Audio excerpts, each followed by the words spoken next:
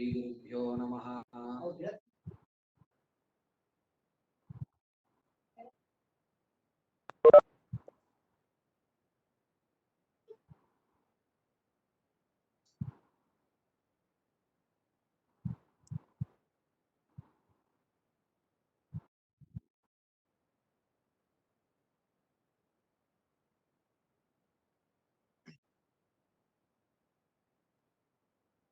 श्रीगुरुभ्यो नमः। हरि ओम्। जन्माद्यस्य यतोऽन्वयादितरतश्चार्तेष्वविघ्नस्वराट् तेने ब्रह्महृदायादिकवये मुह्यन्ति यं सूरयः तेजो वारिमृदां यथा विनिमयो यत्र त्रिसर्गो मृषा धाम्ना स्वेन सदा निरस्तकुहकं सत्यं परं धीमहि सृष्टिस्थित्यप्ययेह नियतिदृशतमो बन्धमोक्षश्च यस्मात् अस्य श्री ब्रह्मरुद्र प्रभृति सुरनरद्वीषशत्रुत्मकस्य विष्णोर्व्यस्ता समस्ता सकल गुण निधि सर्वदोष व्यपेतः पूर्णानन्दाव्ययो यो गुरुरपि परमश्चिन्तयेतं महान्तम् नमोस्तु तात्विका देवाः विष्णुभक्तिपरायणाः धर्ममार्गे प्रेरयन्तो भवन्तः सर्व एव हि वक्रतुण्ड महाकाय सूर्यकोटिसमप्रभ निर्विघ्नं कुरु मे देव सर्वकार्येषु सर्वदा विद्यापीठविधातारं विद्यावारिधिचन्दिरं विद्यार्थिवत्सलं वन्दे महामहिमसद्गुरुम् आपादमौलिपर्यन्तं गुरूणामाकृतिं स्मरेत् तेन विघ्नाः प्रणश्यन्ति सिद्ध्यन्ति च मनोरथाः। श्रीगुरुभ्यो नमः। हरि ओम्।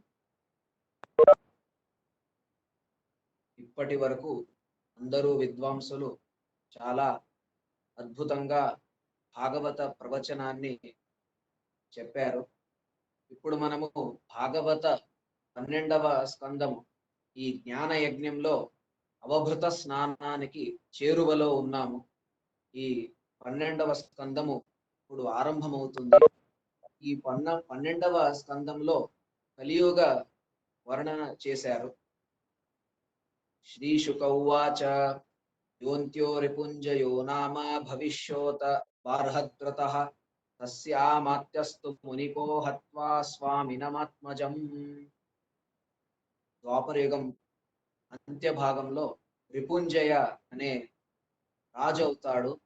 ఆ రాజుకి మునిక అనే ఒక మంత్రి, ఆ మంత్రి ఆ రాజుని చంపి ముందు అనేక రాజులు ఈ భూమిని పాలిస్తారు. అందరి రాజ్యపాలన అయిన తరువాత మౌర్యులు ఈ భూమి పాలన చేస్తారు. మౌర్యుల వంశంలో చంద్రగుప్తుడు రాజ్యపాలన చేస్తాడు. సయేవ చంద్రగుప్తం వై ద్విజో రాజ్యేభిషేక్షతి తత్సుతో వారినాభస్తు తతశ్చాశోకవర్ధనః. చంద్రగుప్త అనే రాజు చాణక్య అనే బ్రాహ్మణుడి సహాయంతో రాజ్యంలో పట్టాభిషిక్తుడవుతాడు. ఆ చంద్రగుప్తుడు రాజ్యపాలన తరువాత వారినాభ అనే ఆ చంద్రగుప్తుడి కొడుకు, తరువాత అశోకవర్ధ అనే రాజు ఈ భూమిని పాలిస్తూ ఉంటారు. భూమి పాలన అవుతుంది. అప్పుడు ఏమవుతుందంటే కలియుగ వర్ణనం ఇప్పుడు ప్రారంభిస్తారు. ప్రాత్యా ద్విజా భవిష్యంతి శూద్రప్రాయా జనాధిపాః సింధోస్తటం చంద్రభాగాం కాంచీం కాశ్మీర మండలం. బ్రాహ్మణులందరూ వ్రాత్యులు అవుతారు. వ్రాత్యులు అంటే బ్రాహ్మణోచిత సంస్కారాలతో హీనులు అవుతారు. శూద్రులాగా రాజులు అవుతారు. కాశీ నుండి కాశ్మీరం వరకు అందరూ అధర్మంతో ఉంటారు. ఈ శూద్రులే ఈ భూమిని శాసిస్తారు. అందరూ మ్లేచ్చురవుతారు, బ్రహ్మవర్చసం లేని వారు అవుతారు. అలాంటి రాజులే అధర్మంతో ఉన్న రాజులు, ఛద్మం చేసే రాజులు, అందరికీ కొంచెమే ఇచ్చే దాన గుణం లేని రాజులు, కోపం ఎక్కువ ఉన్న రాజులు, స్త్రీ బాల ఆవుల బ్రాహ్మణులను హననం చేసేవారు, వీరే ఈ కలియుగంలో వస్తారు. అందరూ సంస్కారహీనులై, క్రియాహీనులై, రాజస తామస గుణానికి వశమైపోయి అందరూ అధర్మంతో ఉంటారు. శ్రీశుక ఉవాచ తతశ్చానుదినం ధర్మః సత్యం శౌచం క్షమా దయా కాలేన బలినా రాజన్నంక్షంత్యాయుర్బలం స్మృతి. ధర్మము, ఈ ధర్మానికి 4 పాదాలు. సత్యం, శౌచం, క్షమ, దయ అనే 4 పాదాలు. ఈ 4 పాదాలు క్రమంగా కలియుగము ప్రారంభమై కలియుగం నడుస్తూ ఉన్నప్పుడు ఈ క్రమంగా హ్రాసమవుతూ ఉంటాయి. అందరి ఆయుష్షు, బలము, స్మృతి శక్తి, మేధాశక్తి ఇవన్నీ తక్కువ అవుతూ వస్తాయి. విత్తమేవ ఖలో నృణాం జన్మాచార గుణాదయః ధర్మన్యాయ వ్యవస్థాయాం కారణం బలమేవ హి. విత్తమే, సంపద కలియుగంలో అందరికీ కావలసిన వస్తువు అది. వారి జన్మము, ఆచారము, గుణాలు ఇవన్నీ నిర్ణయించేది ధనమే. ఎవరి దగ్గర ఎంత ధనం ఉంటుంది వారు అంత సమాజంలో పేరు పొందుతారు. ధర్మ, ఈ న్యాయ వ్యవస్థలలో ధనమే ప్రధానమైన కారణం. ఎవరైతే ధనవంతులు వారు న్యాయాన్ని వారి చేతిలో పెట్టుకుంటారు, వారి అధీనమైపోతుంది న్యాయం. ఎవరు న్యాయం కోసము, ఎవరి దగ్గర ధనం లేదు అలాంటి వారికి న్యాయం జరగడం చాలా కష్టం అవుతుంది. దాంపత్యము, ఈ దాంపత్యంలో అభిరుచినే అనేది కారణమైపోతుంది. స్త్రీలను చూసి పురుషులు, పురుషులను చూసి స్త్రీలు పరస్పరం ఆకర్షణం పొంది దాంపత్యానికి సిద్ధమవుతారు. కానీ వారికి సంస్కారము, వివాహము అనేది ఆవశ్యకం కాదు, సహజీవనం చేస్తారు. బ్రాహ్మణులకి ఆ యజ్ఞోపవీతం అనేది ఒక తాడులాగా అయిపోతుంది, తీగలాగా అయిపోతుంది. పాండిత్యే అచాపలం వచః, ఎవరు తడబడకుండా అనర్గళంగా మాట్లాడుతూ వెళ్తారో అలాంటి వారికి పాండిత్యం ఉందని అనుకుంటారు కలియుగంలో జనాలు. ఎవరికి ఐశ్వర్యం లేదో అలాంటి వారిని మాట్లాడించరు. ఐశ్వర్యం ఉన్న వారు కూడా దంభంతో ఉంటారు, ఆడంబరం చాలా చేస్తారు. పురుషుడు స్త్రీని స్వీకారం చేస్తాడు, స్త్రీ పురుషుణ్ణి స్వీకారం చేస్తుంది. ఈ స్వీకారమే వివాహానికి కారణమవుతుంది. కానీ వారిలో ఆ ధర్మ ప్రజ్ఞ అనేది ఉండదు, తక్కువ అవుతుంది. దూరే దూరే వార్యటనం తీర్థం లావణ్యే కేశధారణం. తీర్థక్షేత్ర సంచారాలు చాలా తక్కువ అయిపోతాయి. అందరూ సౌందర్య ప్రదర్శనం చేస్తారు, ఆ సౌందర్యంలో అందరూ అలంకారం చేసుకుంటూ ఉంటారు. మనము తీర్థక్షేత్రుల గురించి, క్షేత్రం గురించి వింటాం. విద్యాధీశ తీర్థ శ్రీపాదుల వారు భూమి ప్రదక్షిణం చేస్తూ భూమిలో అన్ని తీర్థక్షేత్రాలకు సంచారం చేసి కృచ్ఛ్ర చాంద్రాయణ వ్రతం చేస్తూ తీర్థయాత్రలు చేసేవారు. ఇప్పుడు ఎవరు ఆ కృచ్ఛ్ర చాంద్రాయణ వ్రతమే ఎవరు చేయరు. అలాంటి వ్రతాలు లేకుండా ఇంట్లో ఏం భోజనం చేస్తారో తీర్థక్షేత్రంలో దానికంటే ఎక్కువ భోజనం చేయడానికి అందరూ ప్రయత్నిస్తారు. తీర్థక్షేత్ర యాత్ర అంటే భోజనమే అని అయిపోతుంది. అందరూ భరణంలోనే నిమగ్నులై ఉంటారు. ఎవరు దృఢంగా మాట్లాడతారో అలాంటి వారే సత్యం చెప్తున్నారు అని అనుకుంటారు. దాన్నే లెనిన్ అనే పాశ్చాత్య తత్వదర్శి ఈ విధంగా అంటాడు. 10 మంది ఒక దగ్గర చేరి ఎవరైనా ఒక విషయాన్ని చెప్తే గట్టిగా వారు కరతాడనం చేస్తారో అదే సత్యం అయిపోతుంది అని అంటాడు. ఇప్పుడు కూడా మనం కలియుగంలో దాన్నే చూస్తాం. ఎవరైతే గట్టిగా మాట్లాడతారో, సత్యాన్ని గట్టిగా చెప్తారో వారు చెప్పేదే నిజం అనుకుంటారు అందరూ. సందేహపడకుండా చెప్పడం అనేది సత్యం అయిపోతుంది. ఎవరు వివేకంగా ఆలోచించరు, ఏది సత్యము ఏది అసత్యం అనేది ఆలోచించకుండా ఈ విధంగా ఉంటారు. కుటుంబ భరణం చేయడంలోనే వారికి ఆసక్తి ఉంటుంది, అనురక్తి ఉంటుంది. ధర్మం చేస్తారు. ధర్మం ఎందుకు చేస్తారంటే 10 మందికి చూపించుకోవడానికి ధర్మం చేస్తారు. 10 మందిలో జపమాలను పట్టుకొని పైకి ఆకాశం మీదికి చూస్తూ వారు జపం చేస్తూ ఉంటే వీరు ఎలాంటి ధర్మవంతులు, ఎంత ధార్మికులు వీరు అని అందరు అనుకుంటారు. ఇదంతా ఆడంబరం. సమాజంలో పేరు కోసం ధర్మాన్ని ఉపయోగించుకుంటారు. బ్రాహ్మణులు, క్షత్రియులు, వైశ్య శూద్రుల్లో ఎవరు బలవంతులో వారే రాజ్యపాలన చేస్తారు, వారే రాజులు అవుతారు. అందరూ చౌర్యాన్ని చేస్తారు, తస్కరణ చేస్తారు, ప్రజలను మోసం చేస్తారు. అనావృష్ట్యా వినక్షంతి దుర్భిక్ష కరపీడితాః. అందరి అనావృష్టి, దుర్భిక్షము ఇదంతా అవుతుంది. అందరికీ చాలా బాధ అవుతుంది. కలియుగం ముందు వెళ్తూ వెళ్తూ తర్వాత ఏమవుతుందంటే అందరి ఆయుర్మానము 20-30 సంవత్సరాలకే అయిపోతుంది. ఆయుష్ అంతా క్షీణం అయిపోతుంది. పాషండ ప్రచురే ధర్మే దస్యు ప్రాయేషు రాజసు చౌర్యానుత వృత్త హింసా నానా వృత్తిషు వైదృషు. పాషండ ధర్మము, శైవ శాక్త ఇలాంటి పాషండ ధర్మాలకి ఉన్నాహం అవుతుంది. రాజులందరూ తస్కరులవుతారు.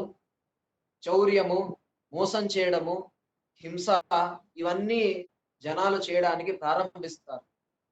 అందరూ ఈ వర్ణాశ్రమాలు ఏమున్నాయో అన్ని శూద్రులాగా అయిపోతాయి. అంటే సాంకర్యం వచ్చేస్తుంది అన్ని వర్ణాలలో. ఆవులకి, గోవులకి క్షీరం అనేది తక్కువైపోతుంది. ఆశ్రమాలను చూస్తే ఒక బంగలో లాగా ఉంటుంది.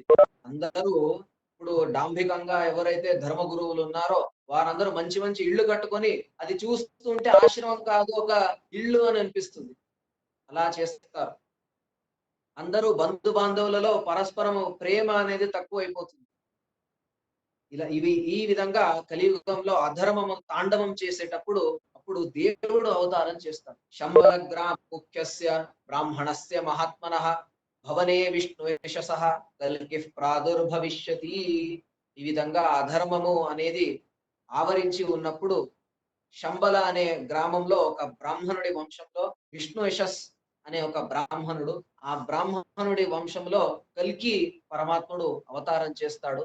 కల్కి అంటే ఏంటంటే కల్కి శబ్దార్థము తాత్పర్య నిర్ణయంలో చెప్తాం. కలేస్తు కాత్కారత ఏవ కల్కి.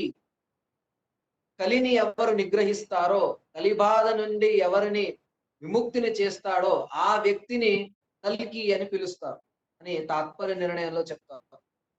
ఈ విధంగా ఆ కల్కి అశ్వారూఢమైన ఆ కల్కి అందరినీ సంహారం చేస్తూ అధర్మాన్ని సంహారం చేసి మీద కృతయుగానికి ఆరంభం పలుకుతాడు దేవుడు. యదా చంద్రశ్చ సూర్యశ్చ తథా తిష్యే బృహస్పతి ఏకరాశౌ సమేష్యంతి తదా భవతి తత్కృతం. కలియుగం అంతమైపోయిన తర్వాత కృతయుగారంభం ఎప్పుడవుతుంది అంటే శాస్త్రాల్లో చెప్తారు. సూర్య చంద్రులు ఇద్దరు పుష్య నక్షత్రంలో ఎప్పుడు ఉంటారు. గురుగ్రహం ఎప్పుడు పుష్య నక్షత్రంలో ప్రవేశిస్తుంది గురుగ్రహము, అప్పుడు ఈ కృతయుగ ప్రారంభం అవుతుంది అని భాగవతంలో చెప్తారు. ఎప్పటి వరకైతే ఆ దేవుడు సచ్చిదానంద మూర్తి అయిన దేవుడు భూమిలో ఉంటాడో అప్పటి వరకు కలిబాధ ఎవరికి ఉండదు. ఎప్పుడైతే దేవుడు పరంధామానికి వెళ్ళిపోతాడో అప్పటి నుండే కలి ప్రభావము మొదలవుతుంది. దివ్యాబ్దానాం సహస్రేతో ప్రతియాతే పునః కృతం భవిష్యతి యదా నృణాం మన ఆత్మ ప్రకాశకం. ఈ విధంగా 4 లక్షల సంవత్సరాలు గడిచిన తరువాత కలియుగం అంతమైపోతుంది, కృతయుగం ప్రారంభమవుతుంది. అందరప్పుడు వారి మనస్సు ఆత్మని వారు అన్వేషిస్తారు. నా మనస్సుని ఎక్కడ పెట్టాలి, నా ఆత్మని ఎక్కడ సంధించాలి, ఎక్కడ నేను శాస్త్రావలోకనం చేయాలి అని ప్రారంభిస్తూ వారు వెతుకుతూ ఉంటారు. దీన్నే హరివంశంలో వర్ణిస్తారు. అంత భాగంలో ఇదే కలియుగము, ఈ కలియుగం అంతమవుతుంది అని హరివంశంలో కూడా ఈ విధంగా వర్ణిస్తారు. ఇప్పుడు మనం చూస్తాము కృతయుగము, త్రేతాయుగము, ద్వాపరయుగము, కలియుగము. 4 యుగాల్లో కృతయుగంలో ఎంత ధర్మం ఉంటుంది అంత త్రేతాయుగంలో ఉండదు, ద్వాపరయుగంలో ఉండదు, కలియుగంలో ఉండదు. ధర్మ హ్రాసం అవ్వడానికి యుగాలు పట్టింది. ఒకేసారి కృతయుగము నుండి ధర్మహాని అయ్యి కలియుగం రాలేదు. త్రేతాయుగం ఉంది, ద్వాపరయుగం ఉంది, కలియుగం ఉంది. అయితే ఎంత విచిత్రం అంటే కలియుగం అయిన తరువాత దేవుడు క్రమంగా ధర్మాన్ని వర్ధించాల్సింది, కానీ అలా చేయకుండా కృతయుగాన్నే ప్రారంభిస్తాడు దేవుడు. దీని నుండి మనం ఏం తెలుసుకోవాలంటే అధర్మంలో కూడా కొన్ని కాంట్రడిక్షన్స్ ఉన్నాయి. ఒకేసారి అధర్మంలో చాలా రోజులు చాలా మంది ఉండలేరు. మనం చూస్తూ ఉంటాం. అధర్ములు ఎవరు అధర్మంతో ఉంటారు అలాంటి వారు కూడా మరణ సమయంలో ఏదో ధర్మాన్ని చేయాలి అని అనుకుంటారు అలాంటి వారు. కాబట్టి అధర్మంలోనే చాలా రోజులు మనం ఉండలేము. దేవుడు అందుకే ఏం చేస్తాడు, ఇంత కలియుగ బాధ ఉంది, దీన్ని పరిహారం చేసి కృతయుగాన్ని దేవుడు ప్రారంభిస్తాడు. శ్రీశుక ఉవాచ దృష్ట్వాత్మనిజయ వ్యగ్రాన్ నృపాన్ హసతి భూరియం అహో మాం విజిగీషంతి మృత్యో క్రీడనకా నృపాః. ఇదంతా చూసి అవని నవ్వుకుంటుంది. ఏంటిది, అందరూ నన్ను పాలిస్తారంట. ఏం పాలించేది? అందరికీ క్షీణమైన ఆయుష్, ఎవరికి బుద్ధి లేదు, పరస్పరం కలహాన్ని చేస్తూ ఉంటారు. అలాంటి రాజులు నన్ను పాలిస్తారు. ఈ రాజులు ఎలా ఉన్నారంటే మృత్యువు క్రీడనక, మృత్యు చేతు బారిన పడి అందరూ బాధపడే వీరు నన్ను పాలిస్తారు అని భూమి నవ్వుకుంటుంది. కామయేష నరేంద్రాణ మోగస్యాత్ విదుషామపి జలఫేమోపమే పిండే ఏన విశ్రంబితా నృపాః. కామములో ఎంత మగ్నమవుతారు జనాలు అంటే అది మోఘము, అది క్షణికం అని తెలుసుకోకుండా దాన్ని దాన్నే వెంబడించి దాని వెంటే వెళ్ళి కామాన్ని పొందడానికి చాలా ఆసక్తిని చూపుతారు. జీవితము బుద్భుతప్రాయము అని తెలుసుకోకుండా ఈ పిండము పైన, ఈ దేహము పైన అనురక్తిని చూపుతూ ఉంటారు జనాలు. నా కోసము బంధు బాంధవులు తగాదాలు అవుతాయి, తండ్రి కొడుకుల మధ్య తగాదాలు, అన్నదమ్ముల మధ్యలో కొట్లాటలు. అలాంటి వారు ఈ భూమిని ఆక్రమించాలి, నన్ను శాసించాలి అనుకుంటారు. ఇది నా భూమి అని చాలా మూర్ఖులు ఈ విధంగా వ్యవహరిస్తారు. పరస్పరం ఒకరికొకరు స్పర్ధ చేసుకుంటారు, అసూయ చేసుకుంటూ ఉంటారు. వారిలోనే వారు హతమైపోతారు. ఎందరో రాజులు పాలించారు. పృథువు, పురూరవ, గాది, భరత, నహుష, కార్తవీర్యార్జున, మాంధాత, సగర, రామ, ఖట్వాంగ, దుందుహ, రఘు, తృణబిందు, యయాతి, శర్యాతి, శంతను, భగీరథ, తోలయాశ్వ, కకుత్స్థ, నైషద, అందరు రాజులు వీరు భూమిని పాలించిన తర్వాత వారు ఒకరోజు భూమిని వదిలిపెట్టి వెళ్ళిపోయారు. వారు శాశ్వతం కాదు. కథావశేషాః కాలేన శతతార్థాః కృతా అహో. వీరందరూ ఇతిహాస పుటంలో ఎక్కడో మాయమైపోయారు. వారి కీర్తి అంతే ఇప్పుడు భూమిలో అందరు చెప్పుకుంటారు. వారు లేరు, వారు అశాశ్వతులు. అలాంటప్పుడు ఇలాంటి రాజుల చరిత్ర మీరు ఎందుకు చెప్తారు అంటే దానికి సుందరంగా వర్ణిస్తారు వేదవ్యాస దేవులు. కథా ఇమాస్తే కథితా మహీయసాం వితాయ లోకేషు యశః పరేయుషాం విజ్ఞాన వైరాగ్య వివక్షయా విభో వచో విభూతిర్నతు పారమార్థ్యం. వీటి నుండి మనం తెలుసుకోవలసిన, గమనించాల్సిన విషయాలు ఏంటంటే ముఖ్యంగా మనము విజ్ఞానము, వైరాగ్యం, దేవుడి జ్ఞానము, దేవుడే నిత్యుడు, దేవుణ్ణి విడిచి ఇదంతా ప్రపంచము అనిత్యమైన ప్రపంచం ఇది అనే తత్వాన్ని మనం తెలుసుకోవాలి. వైరాగ్యాన్ని పొందాలి. వైరాగ్యం అంటే ఏంటి? ఇహాముత్ర ఫలభోగ విరాగ. ఈ ఐహికమైన ఆముష్మికమైన ఫలాలలో ఆసక్తిని, అనురక్తిని చూపకుండా ఉండడమే వైరాగ్యము. నిత్యానిత్య వస్తు వివేక జ్ఞానము అని శాస్త్రాలు చెప్తారు. వైరాగ్యము వైరాగ్యము ఎంత ఆవశ్యకము, దీనిలో ఎంత మార్మికమైన ఒక తత్వజ్ఞానం ఉంది అంటే కథని మనం విందాం. ఒక రాజు ఉండేవాడు. ఆ రాజుకి నలుగురు భార్యలు. రాజుకి నలుగురు భార్యలు, నలుగురిని పెళ్లి చేసుకుంటాడు, సుఖంగా ఉంటాడు. రాజుకి ఇప్పుడు మరణం సమీపిస్తూ ఉంది. రాజు ఆ భార్యలను పరీక్షించడానికి వారిని అడుగుతాడు, నాకు మరణము సమీపించింది, ఇక మీరు నాతో రావాలి అని అన్నప్పుడు మొదటి భార్య అంటుంది, నేను నీతో రాను, నువ్వు ఒంటరిగా వెళ్ళిపోవాలి, మృత్యు నీకు సంబంధించినది కాబట్టి నువ్వు ఒంటరిగా వెళ్ళాలి, నేనెందుకు నీతో ప్రయాణం చేయాలి అని అంటుంది. రెండో భార్యను అడుగుతాడు. రెండో భార్య కొంచెం కఠినంగా అంటుంది, నువ్వు నన్ను జీవితంలో, నేను జీవితంగా ఉన్నప్పుడు, జీవించేటప్పుడు నన్ను నువ్వు ఉపయోగించుకున్నావు, తర్వాత నన్ను వదిలేస్తావు, నా మీద నీకు ఆసక్తి, నీ మీద నాకు ఆసక్తి లేదు, నా మీద నీకు లేదు అని కఠోరంగా చెప్పి వెళ్ళిపోతుంది. మూడో భార్యను అడుగుతాడు రాజు. ఆ రాజు అడిగినప్పుడు నువ్వు వద్దానా, నేను నీతో వస్తాను అని అంటుంది మూడో భార్య. నాలుగో భార్యను అడగాలి, అప్పుడప్పుడే పెళ్లి చేసుకుంటాడు. నాలుగో భార్యని అడగడానికి కొంచెం మొహమాటం అవుతుంది. ఏం చేయాలి? ఆ రాజు మొహమాటంగా ఉన్నప్పుడు ఆ నాలుగో భార్య వెళ్ళి చెప్పేస్తుంది, నేను నీతో వస్తాను, నేను ఎప్పుడు నీతోనే ఉన్నా, నువ్వే అది అర్థం చేసుకోలేదు అని అంటుంది.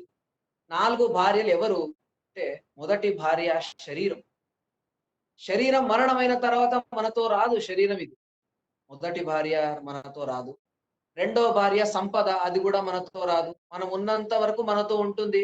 రాజ్యలక్ష్మి, సంపత్తు లక్ష్మి, సంపద లక్ష్మి. తర్వాత మనతో ఉండదిది. మూడో భార్య కర్మము. మనం వద్దన్నా మనతో వస్తుంది. అది ఏ విధంగా ఉందంటే శాస్త్రంలో చెప్తారు. ఆవు దూడలు ఎన్నున్నా ఆ దూడ తన తల్లి దగ్గరికే వెళ్తుంది. వేరే ఆవుల దగ్గరికి వెళ్ళదు. మనం చేసుకున్న కర్మ మనతోనే ఉంటుంది. ఎవ్వరితో రాదది. కర్మ నువ్వు వద్దానా నీతోనొస్తాను. నాలుగో భార్య వృద్ధాప్యం వచ్చిన తర్వాత మనం తెలుసుకుంటాము.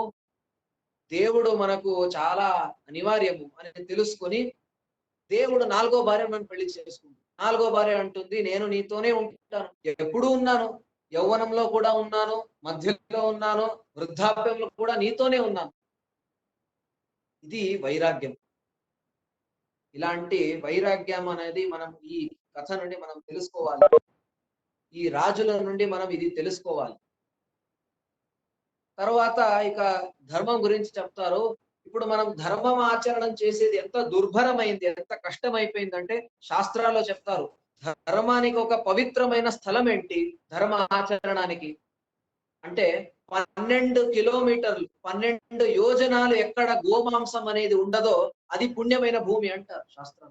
ఇది మనకి సాధ్యమే లేదు ఇప్పుడు.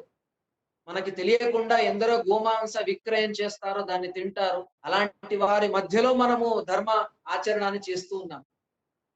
ఇప్పుడు ఇలా ఉంది పరిస్థితి.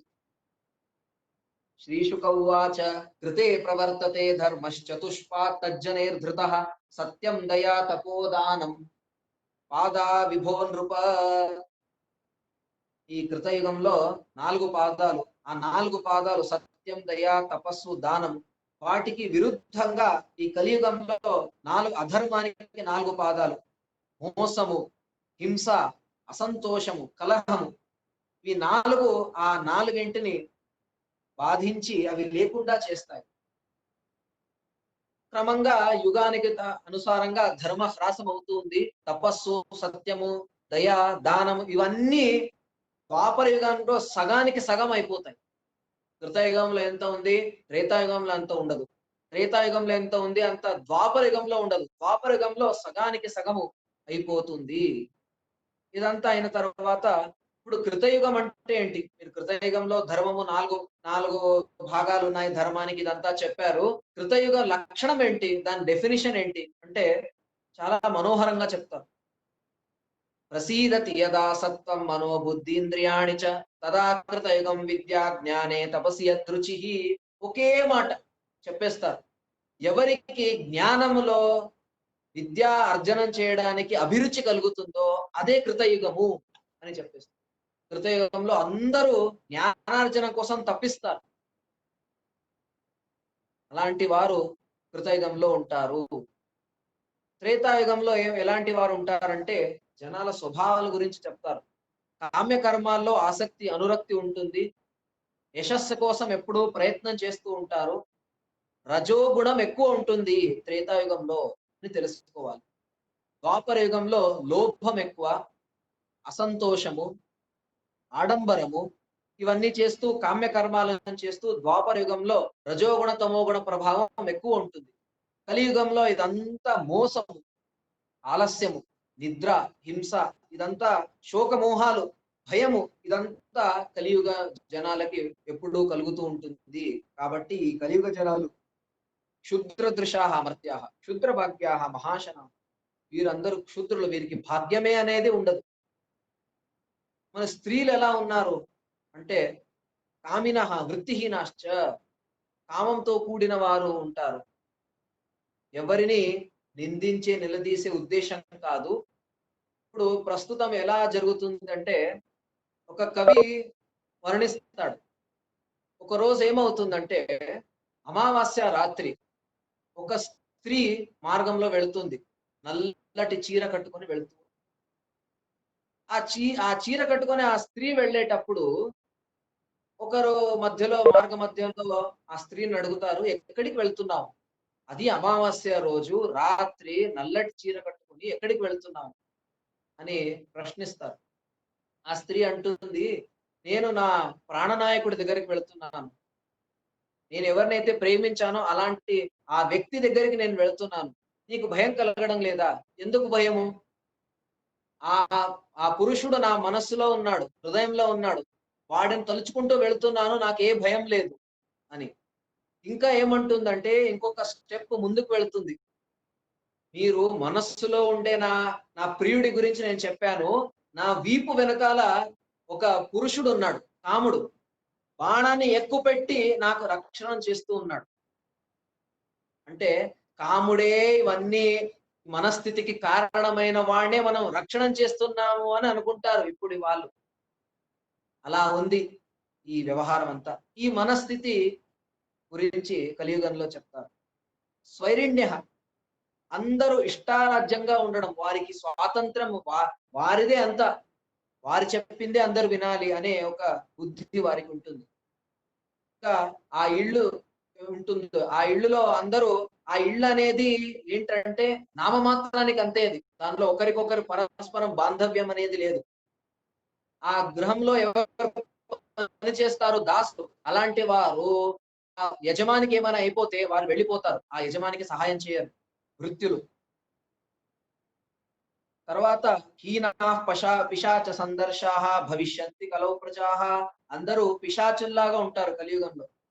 నియమహీనులై అందరూ ఉంటారు. అందరూ డబ్బు వెనక పరిగెడతారు. ఆ డబ్బు వెనక పరిగెడడంలోనే వాని ప్రాణాలను కోల్పోతారు. నరిక్షంతే నరక్షిష్యంతి మనుజాః స్థవిరో పితురావపి పుత్రీం భార్యాం చ కులజాం క్షుద్రా శిష్ణోదరంబరాః వృద్ధులైన తల్లిదండ్రులని వారి పుత్రులు చూసుకోరు. వృద్ధాశ్రమంలో వేసేస్తారు వారిని. అంత కఠోరంగా వ్యవహారం చేస్తారు. ఈ విధంగా కలియుగము అనేది ముందుకు సాగుతూ ఉంది. ఈ కలియుగంలో ఈ అన్ని దోషాలు చెప్పారు. ఈ అన్ని దోషాల నుండి మనం ఎలా విముక్తిని పొందాలి? అంటే దీనికి ఒకటే ఒక మార్గము.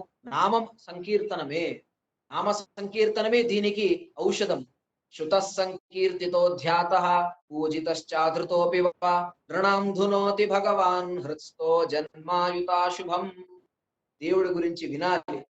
దానిలో అనురక్తిని పొందాలి, ఆసక్తిని పొందాలి, దేవుడి పూజ చేయాలి, దేవుడి ధ్యానం చేయాలి. ఇలాంటి మనస్తత్వాన్ని మనం పొందాలి. దేవుడి నామస్మరణాన్ని మనం ఎప్పుడు చేస్తామో అప్పుడు మన 1000 జన్మల పాపాలన్నీ నాశమైపోతాయి అని శాస్త్రంలో చెప్తారు. జన్మాయుత అశుభం ధునోతి దానంతా నాశమైపోతుంది. దీన్నే కృష్ణామృత మహాణవంలో వర్ణిస్తారు. నారాయణో నామ నరో నరాణాం ప్రసిద్ధ చోరః కథితుః పృథివ్యాం అనేక జన్మార్జిత పాప సంచయం హరత్య శేష స్మృతి మాత్ర ఏవ. దేవుడు ఒక తస్కరుడు, కితవుడు అంట. ఇదేంటి దేవుడిని మనం తిడుతున్నాము దేవుడు కితవుడని? అందరూ చోరులు మన సంపదను అపహరించి వెళ్ళిపోతారు. అయితే ఈ చోరుడు విలక్షణమైన చోరుడు. అందరికంటే చాలా వ్యత్యాసం ఉన్న చోరుడు. మన పాపాలనే ఓ సంపద అని అనకూడదు. మన పాపాలను అపహరించి దేవుడు మన మనకు అనుగ్రహం చేస్తాడు అని కృష్ణామృత మారణంలో చెప్తారు. ఇలాంటి కలియుగంలో దోషభూయిష్టమైన ఈ కలియుగంలో ఈ విధంగా ఉన్నప్పుడు దేవుడి నామ సంకీర్తనమే ఒక ఉపాయము. దేవుడి ధ్యానం చేయాలి. కృతయుగంలో జనాలు దేవుడి ధ్యానం చేసేవారు. త్రేతాయుగంలో యజ్ఞయాగాలు చేసేవారు. ద్వాపర యుగంలో పరిచర్య సేవ చేసేవారు. కలియుగంలో నామ సంకీర్తనం అనేది చాలా ముఖ్యమైనది, ప్రధానమైనది అని చెప్తారు. ఈ కలియుగంలో కూడా ఈ ప్రళయాల గురించి చెప్తారు. బ్రహ్మదేవుడి రాత్రి ఎప్పుడవుతుందో అప్పుడు ప్రళయం అవుతుంది. దానికి నైమిత్తిక ప్రళయం అని అంటారు. ప్రాకృతిక ప్రళయము ఎక్కడ ఈ బ్రహ్మాండం అంతా నాశం అయిపోతుందో, వినాశం అవుతుందో అది ప్రాకృతిక ప్రళయము. అన్ని భూతాలు, పంచమహాభూతాలు బ్రహ్మాదుల వరకు లయం ఎప్పుడైపోతుందో అది నిత్య ప్రళయం అని ఈ విధంగా ప్రళయాల గురించి చెప్పారు. పురాణ సంహితామేతాం ఋషిర్నారాయణో వ్యః నారదాయ పురా ప్రాహ కృష్ణ ద్వైపాయనాయ సహా. ఈ పురాణ సంహిత, ఈ భాగవతాన్ని వేదవ్యాస దేవుడు నారదులకు ఉపదేశం చేస్తారు. నారదులు తర్వాత అందరికీ ఉపదేశం చేస్తూ ఉన్నారు. తర్వాత ఈ మహా భాగవతాన్ని తర్వాత పరీక్షిత్ రాజులకి శుక శుక మహర్షులు ఉపదేశం చేస్తారు. ఉపదేశం చేసిన తర్వాత పరీక్షిత్ రాజు అంటాడు, సిద్ధ్యోస్మని అనుగృహీతోస్మి భవతా కరుణాత్మనః శ్రావితో యచ్చ మే సాక్షాత్ అనాది నిధనో హరిః. నేను సిద్ధుణ్ణయిపోయాను, అనుగృహీతుణ్ణయినాను. భాగవత శ్రవణాన్ని నేను చేశాను కాబట్టి నాకు ఇప్పుడు చాలా సంతోషం అవుతుంది. బ్రహ్మజ్ఞానాన్ని ఇచ్చారు, నాకు ప్రసాదించారు. నేను ఇక మీద నేను మౌన వ్రతాన్ని ధరించి నేను సాధన చేసుకుంటాను. మీకు అనుజ్ఞ ఇవ్వాలి అని పరీక్షిత్ రాజు శుకాచార్యులకు అడిగిన తర్వాత శుకాచార్యులు అనుజ్ఞనిస్తారు. తర్వాత ఏమవుతుందంటే మౌన వ్రతాన్ని ఆచరణం చేసేటప్పుడు ఆ పరీక్షిత్ రాజు తెలుసు పరీక్షిత్ రాజుకి భాగవత శ్రవణం అయిన తర్వాత తక్షకుడు వచ్చి నన్ను కరుస్తాడు అని తెలుసు. అప్పుడు ఏమవుతుందంటే మధ్యలో ఒక కథ వస్తుంది. కశ్యప అనే ఒక బ్రాహ్మణుడు, కశ్యప అనే బ్రాహ్మణుడికి తెలుస్తుంది తక్షకుడు వచ్చి ఈ పరీక్షిత్ రాజుని చంపబోతున్నాడు, నేను అడ్డుకోవాలి అని మధ్యలో వస్తాడు. వెళ్తున్నప్పుడు మధ్యలో తక్షకుడే వస్తాడు. తక్షకుడు వచ్చి ఆ కశ్యపుడిని అడుగుతాడు, ఎక్కడికి వెళ్తున్నావు? లేదు, తక్షకుడు అనే సర్పం వచ్చి ఆ పరీక్షిత్ రాజుని కరవబోతుంది, ఆ పరీక్షితులను రక్షణ చేయడానికి నేను వెళ్తున్నాను అని. తక్షకుడికి చాలా భయం అయిపోతుంది. ఇదేంటి, ఆ శృంగి అనే బ్రహ్మచారి నాకు ఆ పరీక్షిత్ రాజుని కరవాలని నాకు చెప్పాడు. అయితే ఇప్పుడు ఏమవుతుందంటే ఈ కశ్యప అనే బ్రాహ్మణుడు మధ్యలో వచ్చేసాడు. ఎక్కడ ఈ కశ్యపుడు అనే బ్రాహ్మణుడు పరీక్షితుడిని రక్షణ చేసేస్తాడు, కాపాడతాడు అని భయమై ఏమంటాడంటే, నాకు చాలా విషం ఉంది నా దగ్గర, నేను పరీక్షితుడిని నేను కరుస్తాను అన్నప్పుడు కశ్యపుడు అంటాడు, నేను రక్షణ చేస్తాను. ఎలా చేస్తావు? నీ విద్య నా దగ్గర సంజీవిని విద్య ఉంది, చనిపోయిన వారిని బతికించే సామర్థ్యం నా దగ్గర ఉంది అని అన్నప్పుడు, ఇక్కడ ఒక వృక్షం ఉంది, మహావృక్షం, ఈ వృక్షాన్ని నేను కరుస్తాను, ఇది బూడిదైపోతుంది, తర్వాత దీన్ని నువ్వు మళ్ళీ చిగురించేలా చేస్తే అప్పుడు నేను నీ విద్యను ఒప్పుకుంటాను అన్నప్పుడు ఆ తక్షక సర్పము కరుస్తుంది, అది భస్మం అయిపోతుంది. తర్వాత కశ్యపుడు తన మంత్ర సిద్ధితో ఆ వృక్షాన్ని చిగురించేలా చేస్తాడు, తక్షకుడికి భయం అయిపోతుంది.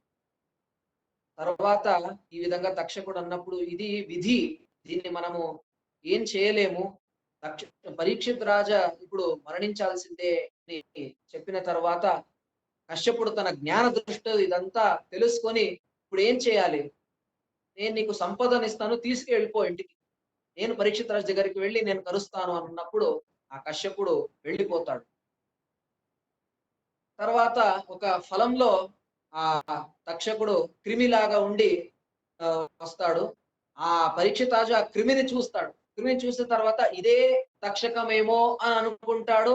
ఆ తక్షక సర్పం పెద్ద ఘట సర్పం అయ్యి అప్పుడు ఆ పరీక్షిత్ రాజుని కరుస్తుంది.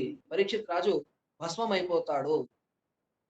తర్వాత దీన్ని చూసి జనమేజయుడు, పరీక్షిత్ రాజు సుతుడైన జనమేజయుడికి చాలా కోపం వస్తుంది. నేను సర్పయాగాన్ని చేస్తాను, ప్రపంచంలో విశ్వంలో ఏ సర్పాలు ఉన్నాయో అన్ని సర్పాలు ఇక్కడ ఆహుతి అయ్యి భస్మం అయిపోవాలి, నేను సర్పయాగం చేస్తాను అని అన్నప్పుడు ఆ సర్పయాగం ప్రారంభిస్తాడు.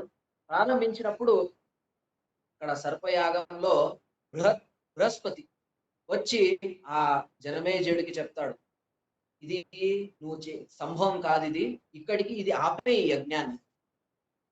ఎందుకంటే ఆ తక్షకుడు అమృత ప్రాశనం చేశాడు, నువ్వు ఆహుతి ఇచ్చిన సర్పం ఈ తక్షకుడికి ఏం కాదు, కాబట్టి నువ్వు ఈ యజ్ఞాన్ని విరమించుకోవాలి అని అన్నప్పుడు ఆ యజ్ఞము విరమణం అయిపోతుంది, ఆ యజ్ఞం చేయడు అని చెప్తారు.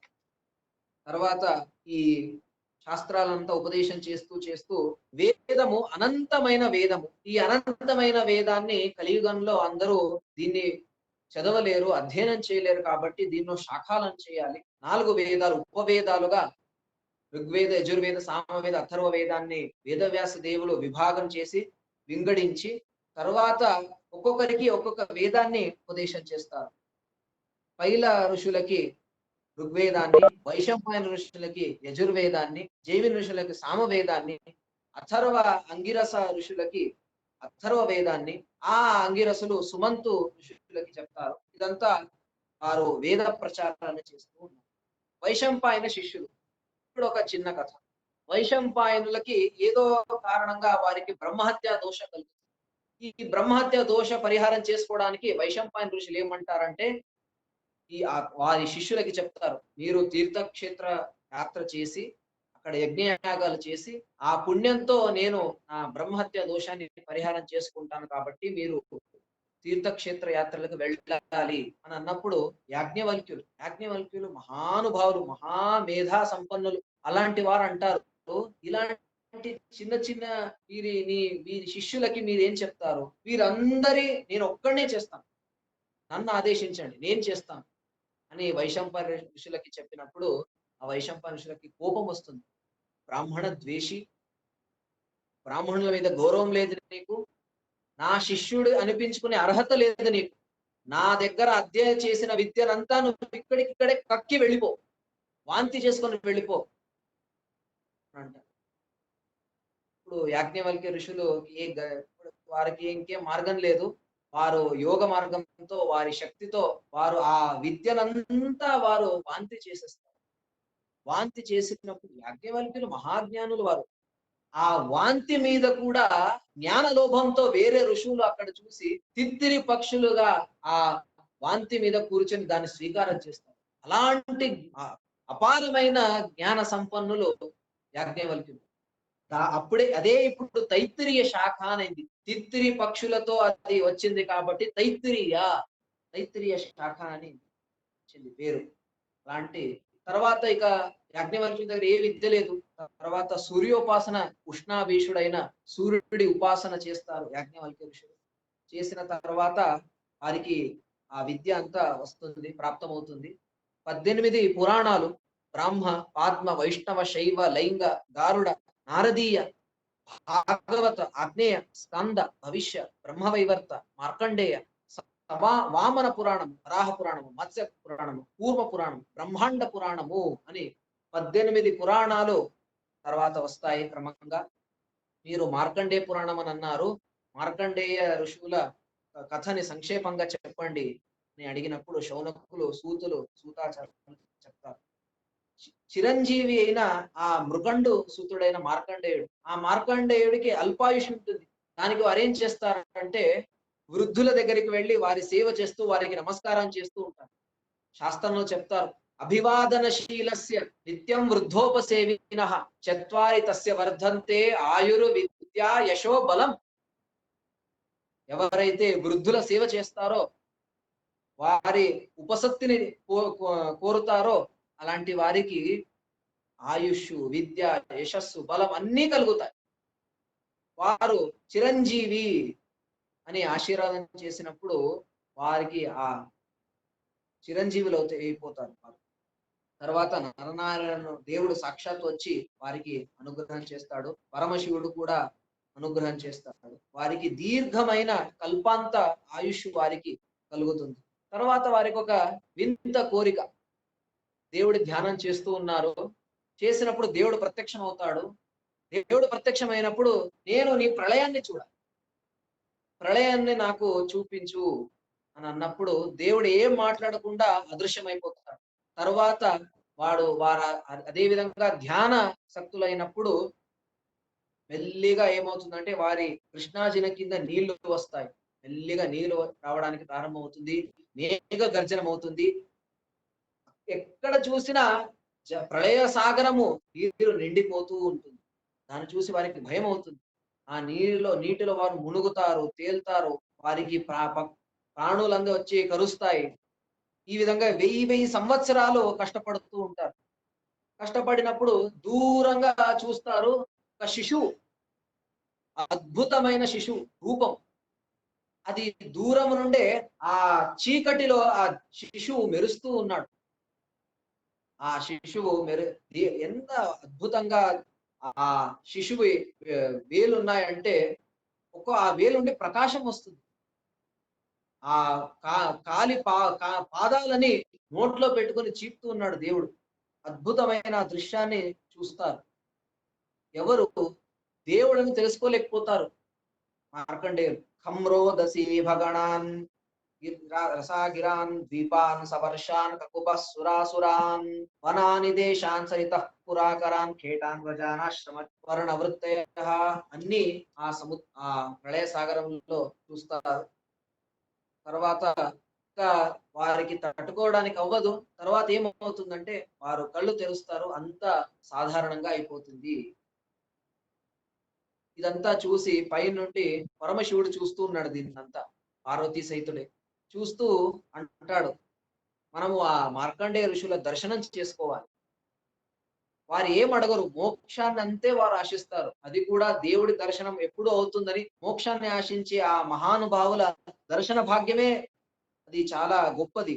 వారి దర్శనం చేసుకోవాలి అని అన్నప్పుడు పరమశివుడు కిందికి వస్తాడు. వారి ఎదురుగా నిలబడతాడు. నిలబడినా కూడా మార్కండేయ ఋషులు కళ్ళు తెరవకుండా వారు ధ్యానాసక్తులై ఉన్నప్పుడు, అసంప్రజ్ఞాత సమాధిలో ఉన్నప్పుడు మనోభిమాని శివుడు, పరమశివుడు వారే లోపలికి వెళ్ళి వారి దర్శనం ఇస్తారు. నమ శివాయ శాంతాయ సత్పాయ ప్రమృడాయ చ రజోజుషేత ఘోరాయ రమస్తుభ్యం తమోజుషే అని వారికి శివుడు దర్శనాన్నిస్తారు. తర్వాత మీరు ఏం వరం కోరుకోండి అని అన్నప్పుడు ఏమొద్దు నాకు, మీలో భక్తి, దేవుడిలో భక్తిని, అవిచ్ఛిన్నమైన అవ్యాహతమైన భక్తిని ఇవ్వండి అని కోరుతారు. ఈ విధంగా మార్కండేయుల ఋషుల చరిత్ర ఉంది. తర్వాత ద్వాదశ ఆదిత్యులు, ఆ ద్వాదశ ఆదిత్యులో కూడా ఇంద్రదేవుడు దేవుడే సాక్షాత్తు ఉన్నారు. ఆ 12 రూపాలతో ఉన్న ద్వాదశ ఆదిత్యులు 12 మాసాల్లో మనకి సూర్యుడిగా వారు అనుగ్రహం చేస్తారు, వెలుగునిస్తారు. వాలకిల్య అనే 60,000 బ్రహ్మర్షులు, వారంతా చాలా పొట్టిగా ఉంటారు బ్రహ్మర్షులు. వారు సూర్య అభిముఖులై వారు సూర్య స్తోత్రం చేస్తూ సూర్యాంతర్గతుడైన భారతీయ ముఖ్యపానుడైన నాథుడైన ఆ దేవుడి స్తోత్రం చేస్తూ వారు ఉన్నారు. ఈ విధంగా ఈ భాగవత 12వ స్కందంలో దేవుడి అపారమైన లీలా వర్ణన చేశారు. దీన్ని ఎంత చేస్తూ మనం ఉంటామో మనలో అంత సద్గుణాలు, దేవుడి శమధమాదులు వచ్చే అవకాశం ఉంది. సంకీర్త్యమానో భగవాననంతః శ్రుతానుభావో వ్యసనం విపుంసాం ప్రవిశ్య చిత్తం విధునోత్యశేషం యథా తమూర్కో భ్రమివాతివాతః. దేవుడి నామస్మరణం చేస్తే మనకి ఏమవుతుందంటే 2 ఉదాహరణలు ఇస్తారు ఇక్కడ. ఒక ఉదాహరణ ఏంటంటే గాలి గాలి వీస్తూ ఉంటుంది. గాలి వీస్తుంది కాబట్టి మనకెంత ఆ గాలిని మనము ఎప్పుడు ఊపిరి తీసుకుంటామో మనకెంత సంతోషం అవుతుంది. మన బాధ అంతా తీరిపోతుంది. అలా దేవుడు మన మనస్సులో ప్రసన్నుడై దేవుడు దర్శనం ఇచ్చినప్పుడు మనకి ఈ విధంగా ఉంటుంది. ఇంకా వారికి సమాధానం కాలేదు. ఇంకో దృష్టాంతాన్ని ఇస్తారు. ఇప్పుడు సింహాన్ని చూసి జింక భయపడుతుంది. వెళ్ళిపోతుందది. దాన్నే సుందరంగా వర్ణిస్తారు దాసు. కేసరి గంజద మృగవుంటే అని వర్ణిస్తారు. ఇది కూడా వారికి సరిపోలేదు. ఇది ఏంటి అంటే పాపాలు అన్నీ దేవుడిని చూసి పారిపోతాయి అని అంతే చాలా. ఇదే దేవుడి మహిమనా? కాదు, ఇంకా ఉంది. సూర్యుడు, సూర్యుడిని చూస్తే అంధకారానికి ఏ విధంగా భయం కలుగుతుందో, ప్రకాశం ఉన్నప్పుడు అంధకారం ఉండదో, అదే విధంగా దేవుడు మన మనస్సులో ఉన్నప్పుడు అంధకారము, ఈ పాపాలు ఉండడానికి అవకాశం లేదు. కాబట్టి ఈ భాగవతాన్ని మనము వినాలి. దేవుడి విస్మరణం కాకుండా ఎప్పుడూ సదాకాలం దీన్ని శ్రవణం చేస్తూ ఉండాలి. ద్వాదశ్యామేకాదశ్యాం వా శృణ్వన్ ఆయుష్మాన్ భవేత్ పఠత్యనష్టాన్ ప్రయత పూతో భవతి పాతకి. ఎవరైతే ద్వాదశి రోజు, ఏకాదశి రోజు ఈ భాగవత శ్రవణం చేస్తారో, ఉపవాసంతో వింటారో అలాంటి వారి అన్ని పాపాల నుండి వారు ముక్తులైపోతారు. పుష్కర క్షేత్రంలో, మధురా క్షేత్రంలో, ద్వారావతి క్షేత్రంలో ఉపవాసం ఉండి దీన్ని భాగవత వినిపిస్తూ భాగవతాన్ని ఆలకిస్తూ ఎవరు ఉంటారో అలాంటి వారి పుణ్యమే అనేది అసదృశమైన పుణ్యము అని వర్ణిస్తారు. ఈ విధంగా ఈ పురాణ సంహితామహితామధీత్య ప్రయతోద్విజ ప్రోక్తం భగవత విష్ణుస్తత్పదం పరమం వ్రజేత్. ఈ భాగవత పురాణాన్ని ఎవరు భక్తితో వింటారో అలాంటి వారు దేవుడి పాదాలను చేరుకుంటారు అని इति श्रीमद्भागवते महापुराणे वैयासख्याम् अष्टादश सहस्रां पारमहंस्यां संहितायां द्वादश स्कन्धे द्वादशोऽध्यायः। श्रीकृष्णार्पणमस्तु। ఉత్తరాది మఠాధీశులైన శ్రీ శ్రీ సత్యాత్మ తీర్థ శ్రీపాదుల వారి పరమానుగ్రహంతో ఆ స్వరూపోద్ధారక గురువులు మాహులి ఆచార్యుల అనుగ్రహంతో ఏదో చెప్పాను. దీనిలో దోషాలు అనేకంగా ఉండవచ్చు. ఈ దోషాలన్నీ నావి, గుణాలన్నీ మా గురువులవని చెప్తూ ఈ ఈ ప్రవచన మాలిక దీన్ని నేను గురువుల పాదారవిందంలో సమర్పణ చేస్తాను. శ్రీకృష్ణ అర్పణమస్తు. ఈ అవకాశాన్ని నాకు కల్పించిన పూజ్యులైన రాఘవేంద్రాచార్యులకి అనేక నమస్కారాలను తెలియజేస్తాను. శ్రీకృష్ణ. కపిలాచార్య వాళ్ళకి తెలుగు అధ్యాత్మవాణి మరియు ఉత్తరాది మట్ట హరిమౌళి తరఫు నుంచే అనేక నమస్కారాలు. ఇదే విధముగా ఆన్లైన్లో వచ్చి ఉపన్యాసం చేయాలని కోరుతాను. ఈ యొక్క ఉపన్యాసం మాలికకి అనేక భక్తులు ముందుకొచ్చి సహకరించినారు. ఈ యొక్క ఉపన్యాస ప్రవచనం మధ్యాహ్నం 3 గంటలు మొదలైతే ఇప్పుడు దాదాపు 11 అవుతుంది. ఇంతసేపు ఏకాగ్ర చిత్తముగా ఈ యొక్క ఆన్లైన్ లో పాల్గొని శ్రవణ చేసే మీరందరికీ కూడా దేవుడు ఇతోపి అధికమైన జ్ఞానభక్తి అదులు ఇచ్చి అనిష్ట పరిహారం చేసి ఇష్టాన్ని ఇచ్చి అనుగ్రహం చేయాలని కోరుకుంటున్నాను. అనేన భావ్యత్పుణ్యం పదాప్నోత్ గురునమ. శ్రవణ చేసిన పుణ్యాన్ని భారతీయ ముఖ్య ప్రాణాంతర్గత శ్రీ భాగవత ప్రతిపాద్య శ్రీకృష్ణ ప్రియతాం ప్రీతో భూతు మధ్వాంతర్గత శ్రీకృష్ణార్పణమస్తు. నాహంకర్త హరికర్త తత్పూజా కర్మచాకిలం తథాపి మత్కృత పూజ తత్ప్రసాదేన నాణ్యత తద్భక్తి తత్ఫలం మహ్యం తత్ప్రసాద పునః పునః కర్మన్యాస హరావేవం విష్ణో స్థికరస్సరా మధ్యేశార్పణస్తు. నెక్స్ట్ ప్రోగ్రామ్ ఏముండేది అది తెలుగు